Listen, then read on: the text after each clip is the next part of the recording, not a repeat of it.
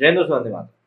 देर सवेर हर किसी को कहीं ना कहीं जो भी वो गलती अपनी जिंदगी में कर रहा होता है उसको समझ में आ ही जाती है। ऐसे में अगर उस गलती को समझकर वो तरीके से उसके ऊपर काम करके आगे बढ़ने की बात करता है तो वो इंसान सस्टेनेबल कहलाता है। वरना वो इतना ज्यादा अनस्टेबल हो जाता है कि कोई भी उसके ऊपर पैसा नहीं लगाता। बॉलीवुड की इस समय समस्या यही है। उसको पता है कि गलती क्या हो रही है, उसको पता है कि कौन से कदम उठाकर वो इनसे बच सकता है, लेकिन उसके बाद भी लोगों को बेवकूफ बनाने की आदत इनको इतनी ज्यादा पड़ चुकी है कि बस ये अपने आप को सुधारना चाहते ही नहीं। या ये कह सकते हैं कि ये अपने कंफर्ट जोन में इतने ज्यादा अच्छे से बैठ चुके हैं कि बस किसी भी तरीके से ये अपने आप को उसी एक जोन में रखना चाहते हैं।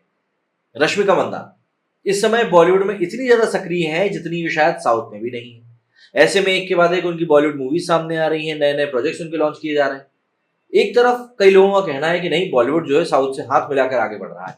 वहीं दूसरी तरफ एक तबके का ये भी कहना है कि ये कोई हाथ वाथ नहीं मिला रहे हैं, बल्कि ये बस रश्मिका मंदाना को एक ढाल के तौर पर यूज कर रहे हैं कि भैया पब्लिक को दिखे कि नहीं, देखो हम भी साउथ के साथ काम कर रहे हैं और पब्लिक इनकी मूवीज को देखे।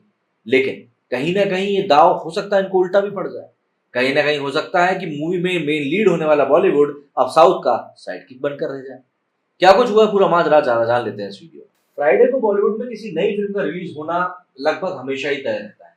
क्या प्रोड्यूसर, डायरेक्टर, क्या एक्टर, क्या एक्ट्रेस, सबकी शक्लें ऐसी हैं कि मानो किसी दिए गए एग्जाम का रिजल्ट आ रहा हो। एग्जामिनर यहाँ पर सब कुछ जानता है और जानता है कि भाई कौन कहाँ पर कितने बॉक्स ऑफिस पर गुल खिलाने वाला है, कौन हिट हुआ कौन फ्लॉप हुआ।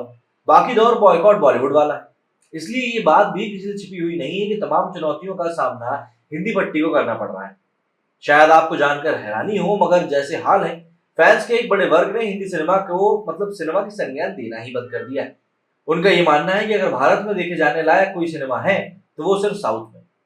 कह सकते हैं कि मौजूदा वक्त में जैसा ऑरा साउथ की फिल्मों ने बनाया है, बॉलीवुड कहीं दबसा गया है। और प्रतीत होता भी है क्योंकि इनकी कोई मूवी चली ही नहीं। कहावत भी, जब जागो तब सवेरा। इसीलिए अपनी रणनीति में बॉलीवुड ने अहम परिवर्तन किया, जिसका नजारा बीते दिनों हुए जी सिने अवार्ड 2023 में देखने के लिए मिला।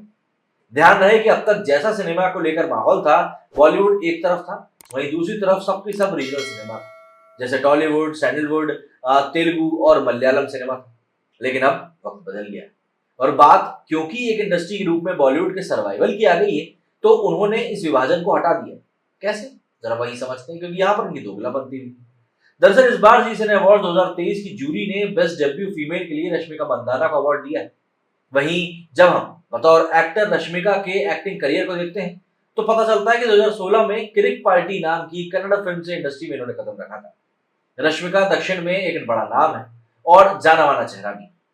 ये किसी परिचय की मोहताज नहीं है, लेकिन जिस तरह हिंदी पट्टी तक आते आते उन्हें 6 साल का समय लगा, वो कहीं ना कहीं आपको डिस्टर्ब जरूर कर सकता है। बॉलीवुड द्वारा लिए गए इस फैसले के बाद साउथ की इंडस्ट्री से जुड़े तमाम फिल्म क्रिटिक ऐसे हैं जिनका मानना है कि मुश्किल वक्त में रश्मिका मंदाना को ढाल बनाकर बॉलीवुड ने उम्मीद की शमा रोशन की तो है, लेकिन आदत से मजबूर बॉलीवुड की कार्यप्रणाली में कोई विशेष सुधार नहीं हुआ है। हो सकता है कि ये बात फैंस को अच्छी लगे कि देर है दुरुस्त है कि फंडे पर काम करते हुए बॉलीवुड ने साउथ की एक अभिनेत्री को कंसिडर की, लेकिन बात तब होती है जब रश्मिका का अवार्ड बेस्ट डेब्यू के लिए नहीं दिया गया, बल्कि उन्हें अवार्ड बेस्ट एक्ट्रेस के लिए मिलता है। यहाँ हमें ये भी समझना होगा कि एक्टिंग के लिहाज से रश्मिका आलिया भट्ट से कोई भी कम नहीं। आलिया को गंगूबाई काठियावाड़ी के लिए बेस्ट एक्ट्रेस का अवार्ड दिया गया। बात आलोचना की नहीं, लेकिन सच यही है, जब बात एक इंडस्ट्री के रूप में बॉलीवुड में सबका साथ सबका विकास की आती है तो यहाँ हमें बॉलीवुड की कार्यप्रणाली में गहरा विरोधाभास दिखता है। जी सिने अवार्ड 2023 के इस मंच से सिर्फ रश्मिका को ही नहीं बल्कि साउथ के एक और व्यक्ति को सम्मानित किया गया। जी हाँ, यहाँ बात कर रहे हैं हम RR fame S S Rajamouli की। एक ऐसे वक्त में जहाँ पूरी दुनिया आरआर का लोहा मान चुकी है, अगर बॉलीवुड एस एस राजमौली को प्राइड ऑफ नेशन का अवार्ड दे रहा है तो कोई एहसान नहीं कर रहा है। जैसा काम राजमौली का है, उन्हें अवार्ड बहुत पहले मिल जाना चाहिए था। कुल मिलाकर जी सिने अवार्ड्स देखने के बाद ये कहना अतिशयोक्ति नहीं है कि अधर में फंसे बॉलीवुड ने राजमौली और रश्मिका को लेकर अपने आप को बचाने की तरकीब को खूब निकाल लिया है। लेकिन क्योंकि उसकी नीयत में खोट कोई आज की नहीं है, तो तमाम विरोधाभास भी मतलब उसके साथ ही आए। जैसी मूवीज बतौर दर्शक हम बॉलीवुड से पा रहे हैं, हमें ये कहने में कोई गुरेज नहीं है कि बॉलीवुड सिर्फ फिल्में बना रहा है और हमारा शुक्रवार खराब कर रहा है। असली काम साउथ में चल रहा है। वहां फिल्म से जुड़ा हर शख्स पूरी तसल्ली के साथ अपना काम को अंजाम दे रहा है और जो निकल कर आ रहा है वो आरआरआर जैसी इंटरनेशनल लेवल की मूवीज। बॉलीवुड को बाज आना जाना चाहिए अपनी इन्हीं दिक्कतों से, वरना जिस तरीके से बॉलीवुड के सिमटना शुरू हुआ है ना, कोई बड़ी बात नहीं है अगर आने वाले दिनों में हम ये देखेंगे बॉलीवुड जो है सिर्फ और सिर्फ ओटीटी पर सिमट कर रह गया। आप क्या कहना है इस बारे में कमेंट करके जरूर बताइएगा। मेरे इस वीडियो के लिए इतना ही, जय हिंद।